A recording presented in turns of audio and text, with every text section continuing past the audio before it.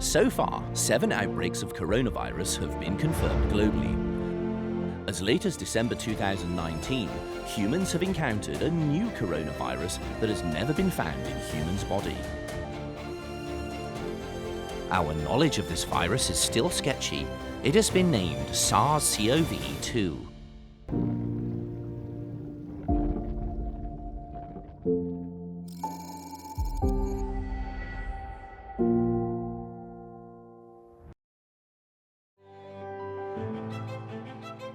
Home to 8 Nobel Prize laureates, Cold Spring Harbor Laboratory is known as the birthplace of molecular biology. Dr. John Olson is a scientist at CSHL.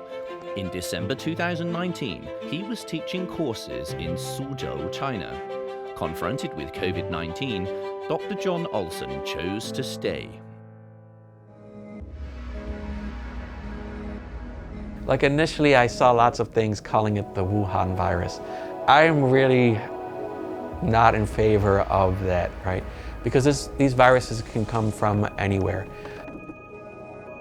Coronaviruses are in bat species around the world. My name is John Olson, and I'm the Education Director here at Cold Spring Harbor Asia DNA Learning Center. One of the things that was very surprising and amazing to me was how fast the virus was identified and sequenced. And if you look at a virus like HIV, it was years before the virus was identified. And here it was about 10 days from the time that people started getting sick till we had the actual DNA sequence of the virus. And then once it's identified and sequenced, we can move forward very quickly in our understanding. I think they have been open and transparent. I think a lot of the problem in the beginning was there just wasn't the ability to confirm if a person is or is not positive for this novel coronavirus, because there are other cold viruses out there and the influenza virus, which can give similar symptoms early on. And so there was a sort of a bottleneck of the number of technicians that can do the testing, and then also the kits to be able to do the testing. And so it took time to start to get reliable numbers, but those numbers were being updated every day. And I think the information has been, clear and accurate as it can be. Chinese scientists quickly released the genetic sequence information of COVID-19, and scientists across the globe began to work at full speed to develop vaccines and drugs to deal with it. But the spread of rumors was much faster than that of drug development. The most appalling rumors even said that COVID-19 came from the laboratory. Anytime there's an outbreak, there's going to be a lot of conspiracy theories and misinformation. It's unfortunate that some US lawmakers actually succumb to this misinformation and spread these rumors. They are not true.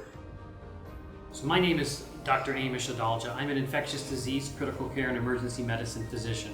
I'm from the Pittsburgh, Pennsylvania area, and I work at the Johns Hopkins Center for Health Security as a senior scholar. This is an animal origin virus that's made its way into humans. There's no evidence that this was a manufactured virus. We don't believe that this is a lab accident or deliberate release from that laboratory. It's important the laboratories are kept safe, and we worry about that, but there's no evidence that this is the case, and it's not something that's widely accepted or thought about by the scientific community in the United States. Will humans win the battle against COVID-19? Ammar Ibadani, a 41-year-old man from Yemen, is a doctor in Chuzhou Hospital in Zhejiang province of China.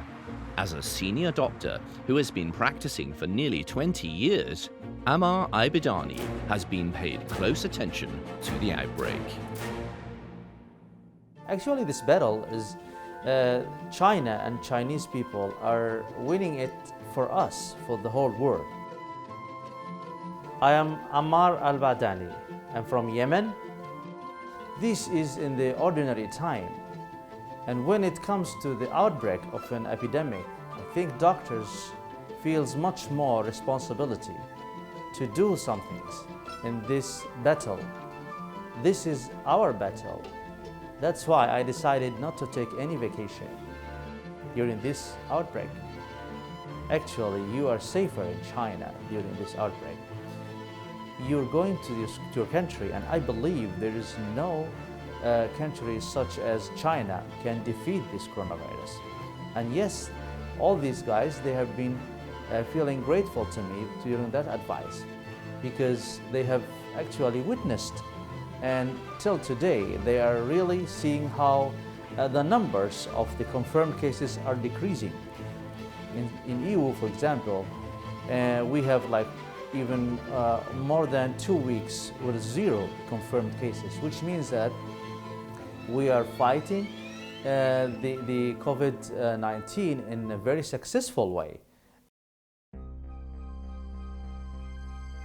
I have heard a lot of rumors in the social media, especially in the Facebook and Twitter, talking about the medical staff being forced to go to Wuhan and Hubei to fight against this COVID-19.